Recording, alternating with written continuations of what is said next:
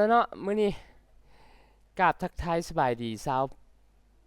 สปปลาวน้ำกันแล้วกันเนาะเจ้ามื้อนี้เนาะสิพามารับชมเกมสล็อตค่าย PG เนาะชื่อเกมว่า Wild Bandito เนาะเจ้าเกมหน้าผีเนาะก่อนสิไปรับชมขอฝากกดไลค์กดแชร์คนละ1ไลค์1แชร์แล้วกันเนาะมาเจ้าเอาเราสิมาเริ่มกันเลย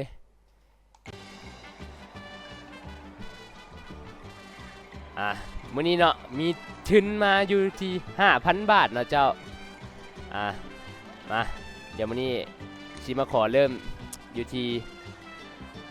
เบ็ดละ50 บาทแล้วกันเนาะเดี๋ยวสิพารับชมไปน้ำกันเลยว่าเป็นจังไดมาตับเงินมาแล้วเนาะตอนนี้มีงบอยู่ที่ 5,000 บาทมาสิเป็นจังไดมากดมาแล้วดอกแรกโอ้ยติดตามต่อไปสแกตเตอร์โอ้ยเกือบเนาะเจ้าหมุนมาแล้วตอนนี้โอ้ยติดตามต่อไปเนาะสแกตเตอร์ที่เข้าพวกเขามาแน่นอนดอกนี้จังไหนก็มาโอ้ยรุ่นต่อไปเนาะแน่วายมาแล้ววายมาอีกแล้วแน่ดอกนี้ฮับไปเนาะ200 กว่าบาทเนาะมาติดตามปันมาอีกแล้วสเกตเตอร์มาบ่ยังบ่จะเข้าเนาะบ่เป็นยังว่าจังไดเนาะดอกนี้มาเป็นเกมที่ว่าข้าพเจ้าเองเนาะชื่นชมมักลิ้นไหลเกมนี้เป็นเกมที่ว่าเป็นค่ายหนึ่งเนาะที่มักที่ชุดตอนนี้มาแล้วมาแน่นอนจังไหนก็มาแน่นอนสเกตเตอร์มั่นใจ 100% บ่เรียบร้อยโอ้ยกลายไปแล้วเนาะเจ้าบ่เป็นหยัง เอากดต่อไปมาบ่เนาะดอกนี้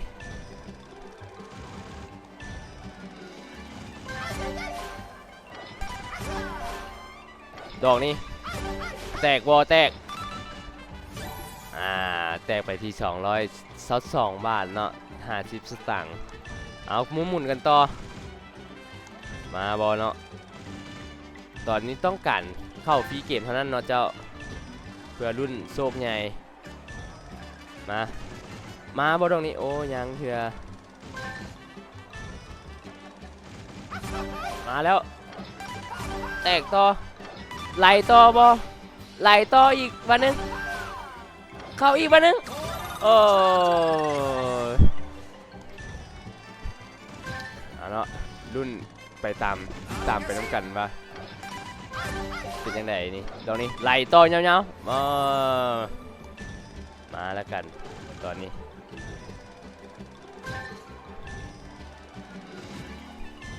ถือว่าเป็นอีกเกมหนึ่งเนาะที่ว่าน่าลิ้นและแตกดีเนาะเจ้าไปเลยตรงนี้ไหลเงาแน่นอนมาแล้ว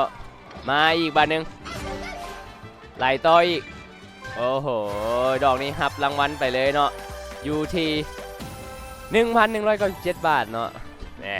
ทุนเขาลงทุนไปมีแต่ 5,000 บาทเดี๋ยวนี้ได้กำไรมาแล้วอยู่ที่400 กว่าบาทเนาะเขาชิมุนกันต่อแล้วกันเนาะไปเป็นจังไหนต่อเนาะรุ่นต่อเลย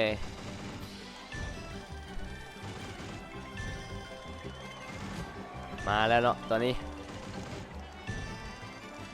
แล้วแตกอีกแล้วไหลอดแล้วมาบอลเนาะต่อดอกนี้ไหลรัวๆยังเถื่อเนาะเอารอท่าสแกตเตอร์ไปน้ำกันเนาะตัวนี้เอามาแล้วเอาแล้วสเก็ตเตอร์เข้าเรียบร้อยนะเจ้าโอ้โหได้เข้าฟรีเกมเนาะ12 ครั้งมาเริ่มกันเลยเฮาหมุนฟรีเกมครั้งทมิดเนาะเป็นยังไงครั้งที่2ครั้งที่3มาแล้ว มาเลยเอาแล้วคูณ2ไปแล้วเนาะดอกนี้ไหลคูณ3เข้าไปแล้วมีแตกหลักพันหลักหมื่นแน่นอนเนาะมาแล้วรัวๆแล้วตอนนี้คูณ8เข้าไปเรียบร้อยดอกนี้ได้ไปยิ้วได้ยังเพื่อนเนาะคูณ9เข้าไปแล้วคูณ40บัดนี้คูณ11เห็นบอกแล้วเนาะว่าเกมนี้แตกดีแน่นอนเนาะได้ไปอยู่ที่1,495 บาทไปกันต่อแล้วยังอยู่ในช่วงฟรีเกมอยู่เนาะเจ้ามาแล้วดอกนี้คูณ14ไปแล้วคูณ15แล้วเนาะตอนนี้รัวเลยบัดนี้โอ้โหนี่แหละเนาะจึงว่าเป็นเกมแนะนำเลยเนาะเกมนี้แตกดีแน่นอนเจ้าเอาติดตามต่อไปเนาะยังอยู่ในช่วงฟรีเกมอยู่เนาะแต่ก็ยังแตกดีอยู่คือเก่า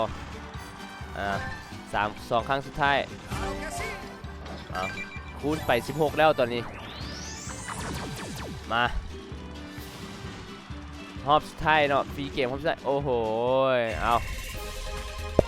ฟรีเกมรอบสมิธเนาะเขาได้ไปอยู่ 3,622 บาทโอ้โหอะไรแตกง่ายขนาดนี้เนาะ ไปกันต่อเนาะทุนที่ 5,000 ตอนนี้เนาะเขากำไรไปแล้วเนาะ 3,000 กว่าบาทเนาะ 8,800 บาทไปกันต่อเนาะตอนนี้เอาแล้วหากเข้าสแกตเตอร์บว่าสิเข้าสแกตเตอร์ให้เขาอีกเนาะจังไหนเนาะลุ้นเบิงมาแน่นอนโอ้ยไก่บ่โอ้ยไก่ซ้ำโมเป็นยังลุ้นต่อไปมาแล้วตรงนี้โอ้โหนี่คูณ2เข้าไปแล้วคูณ3มาเกือบโมเป็นยังเนาะรุ่นไปเบิ่งว่าเขาสิหมุนละล่าเนี่ยเขาคูณไปได้หลายเท่าไหร่เนาะมาเลยเอาละยิงแทงปันแทงมวนเข้าไปบัดนี้มาบ่มาเลยยังเถื่อเนาะรุ่นไปนำกันต่อแตกเท่าไหร่เนาะเพิ่นสิในเกมคูณอีกวะมาแล้วอากาซิจักว่าภาษาอย่างเราเจ้า มาแล้วนี่คูณ2ดอกนี้คูณเข้าไปดอกที่3คูณ4เกือบไปกันต่อเนาะ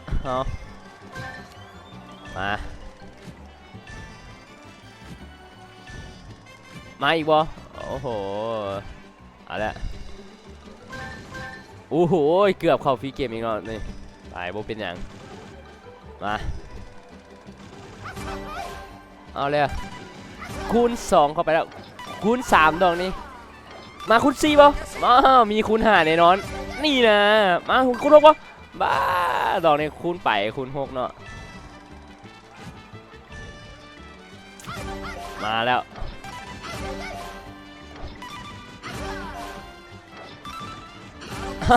เอาไหลยาวเลยบัดนี้เช็ดคูณ7แล้วเจ้าโอ้โหคูณ8ไปดอกนี้เนาะขนาดปั่นธรรมดาเลยนี่เจ้ายังแตกขนาดนี้แล้ว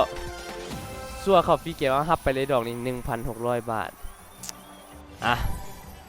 หมุนกันต่อเนาะมายังบ่พอได้ค่าเบียร์นะมื้อนี้มาไปเลยตรงนี้รัวๆเลยเนาะเจ้ามาไปกันต่อเนาะตอนนี้เนาะได้กำไรมาแล้วเนาะอยู่ที่ 4,000 กว่าบาทเนาะเอาสิเอาอยู่จาก10,000เนาะมื้อนี้มาไปเลยดอกนี้มาแล้วคูณสมิธคูณที่2คูณที่3 คูณที่ 4เข้าไปอีกคูณที่ 5เอาคูณฮอต8แน่นอนตานี้โอ้โหฮอตแต่7บ่เป็นอย่างเนาะมารอลุ้นเข้าฟรีเกมอีกครั้งไหลรัวๆเลยมันแตกนักเลยเจ้ามาลองนี้โอ้โหเอ็ดการ์มากหลายเนาะเกมนี้เจ้ามาเลยตัวนี้ดอกนี้ครับไปเลย 2,000 กว่าบาทมาแล้วเนาะขึ้นหลักหมื่นแล้วตอนนี้ไปกันต่อยาวๆไปอีกมาไปยาวๆเนาะตอนนี้มาแล้วคูณ3เอาดอกนี้เป็นยังไงเนาะโอ้แต่ว่านักอีกแน่นอนทางค่ายเพิ่นแจกนักหลายมาแล้วดอกนี้คูณ9โอ้โหเอาแล้วเนาะคูณฮอต10เนาะเป็นครั้งทำยิดเนาะที่ว่าปันธรรมดาแต่ว่าคูณไปฮอต10เนาะเจ้าถือว่าทางค่ายแจกนักกระจายกันไปเลยเจ้าดอกนี้บ่ฮู้ว่าสิได้เท่าใดรุ่นไปน้ำกันเลยตอนนี้โอ้จะว่าเงินไหลเข้ารัวๆเงินไหลเข้ารัวๆโอ้หมุนบ่เซาดอกนี้ว่าจังไดกันเนาะฮอตบ่ 5,000 เนาะอัดไก่ก็ได้โอ้โหเกือบเนาะ 3,600 กว่าบาทมาถือว่าเฮาหมุนมานี่ก็เข้าฟรีเกมครั้งเดียวนะเอาสิถ่ารุ่นครั้งต่อไปมาไปกันต่อตอนนี้งบเพียง 5,000 บาทเท่านั้นเนาะเดี๋ยวนี้เฮาได้มาแล้วเนาะมาบ่มาโอ้โหกลายไปแล้วอยู่นี่เนาะมา 14,000 กว่าบาทแล้วเนาะมาไหลกันต่อยาวๆไปอีกโอ้โหมาขอแนะนำเลยเนาะเกมนี้เนาะถือว่าเป็นเกมที่มักหลายมาแล้วเห็นบ่เบิ่งไปน้ำกันนี่แหละนี่ว่ามันแจกกันทำไหนนี่นะดอกนี้เนาะเบาๆ 1,000 บาทเอาเนาะก็ถือว่าเฮาตอนนี้ได้กำไรมาแล้วเนาะอยู่ที่ 10,000 บาทเพราะว่าต้นทุนเฮามีเพียงแต่ 5,000 บาทเท่านั้นว่าสิพอสำหรับแต่กันยังบ่พอเนาะเอาขอไปกันต่ออีกหน่อยนึงเนาะมารุ่นเข้าฟรีเกมอีกบอลเนาะเจ้ามารับชมไปน้ำกันมาดอกนี้ยังเถื่อเนาะไปมาอีกแล้วโอ้โหดอกนี้คูณ4ไปอีกแล้วเนาะสมบูรณ์เป็นอย่างไปเดินต่อ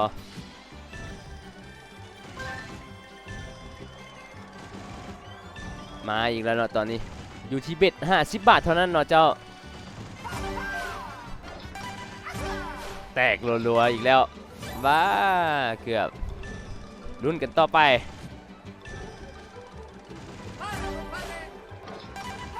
มาอีกบอเจ้าดอกนี้เอาแล้วคูณ3ไปแล้วคูณ4อีกแล้วโอ้โหคูณ5เกือบไปกันต่อเนาะมารอรุ่นเข้าฟรีเกมอีกรอบหนึ่งมาดอกนี้วายเข้ามาอีกรัวๆมาอีกแล้วโอ้โหอย่างสิแตกขนาดนี้เนาะดอกนี้ได้ไปยี่ห้อได้1,680 บาทมาไปกันต่อแล้วกัน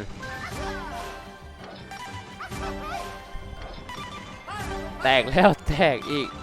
มาอีกแล้วเจ้าดอกนี้คูณ5เนาะไปกันต่อเอา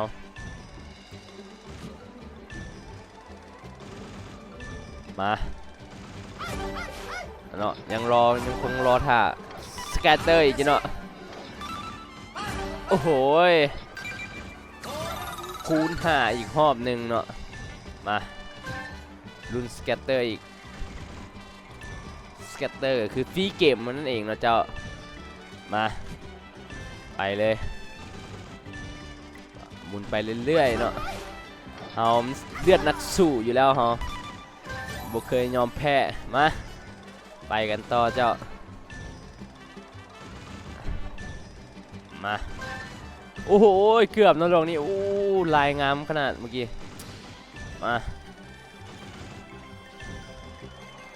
มาอีกเหรอมาเนาะยังคงคอยเนาะสแกตเตอร์3 ห้องเนาะตอนนี้รุ่นเป็นกันต่อมาหรือบูมาเนาะเอาเลยไปกันต่อ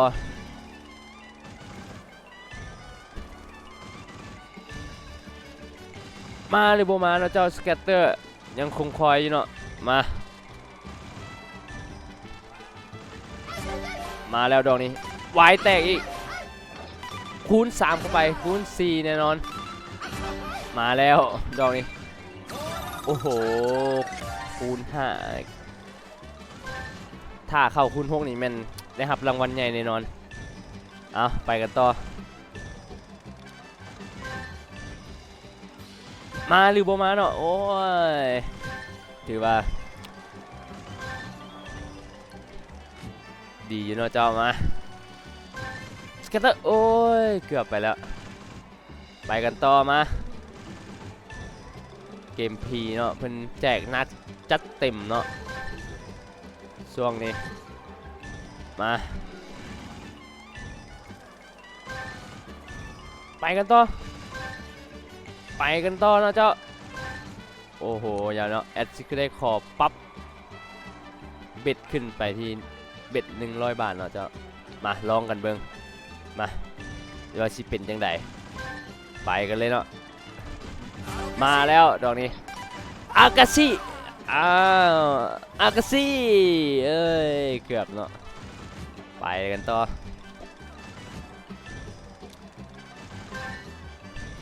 มาแล้วนะตอนนี้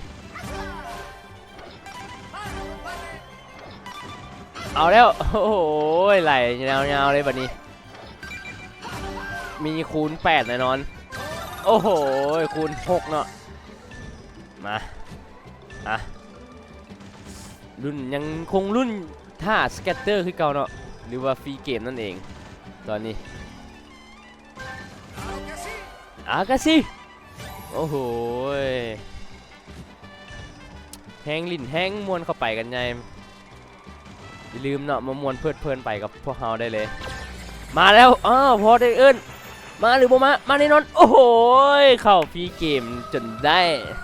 รอบที่2แล้ว12 ครั้งแล้วกันมาลุ้นน้ำกันว่าสิเป็นแนวใดมาดอกนี้เอาฟรีเกมครั้งทมิดเนาะไปเนาะมาแล้วโอ้โหยังลุ้นต่อไปเนาะเอาลุ้นไปน้ำกันอยู่ที่เบ็ด100 บาทเนาะเจ้า